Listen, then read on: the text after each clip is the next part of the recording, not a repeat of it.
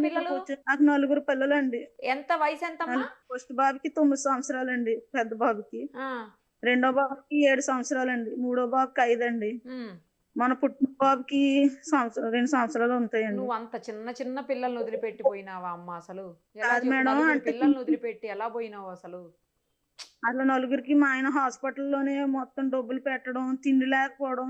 ఇంకా ఆయనే పెళ్ళైన కాడ్నుంచి ఆయన ఒక్కడే భారమండి. తింటాకే నువ్వు సరిపోతుంది పిల్లలతో. ఊర్లోనే ఏదో ఒకటి జేసుకోవచ్చు కదమ్మా! ఎక్కడ ఏదో ఒకటి జూసుకోవచ్చు కదా ఉద్యోగం. అప్పటికి ఆళ్ళందరూ చెప్పారండి. నేనేం చేశాను ఇక్కడంటే ఎక్కువ జీతం వస్తుంది. 30,000 దాకా వస్తుంది కదా!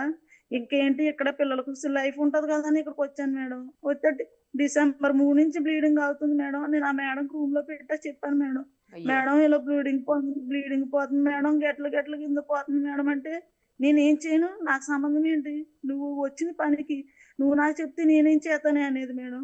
నా కాటన్ టాప్‌లు, టవల్స్ అయన్నీ నేను తీసి పెట్టుకునేదాన్ని మేడం. అప్పటికే అడిగాను మేడం. ప్యాడ్స్ లేవంటున్నారు కదా మేడం! మీది వేస్ట్ క్లాత్‌లు ఏయన్నా ఇవ్వండి అంటూ కూడా అడిగాను మేడం.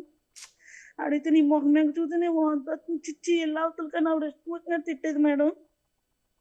హ్మ్. అప్పటికి హౌస్ మేట్‌లు వస్తారు కదా మేడం!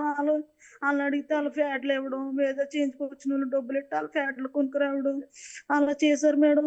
ఇప్పటికి డిసెంబర్ 3 నుంచి వచ్చిందండి. ఇప్పటికి ఫినిష్ అవ్వలేదు మేడం బ్లీడింగు. ఇప్పటికింకా ఆగలేదా అలాగా అమ్మా?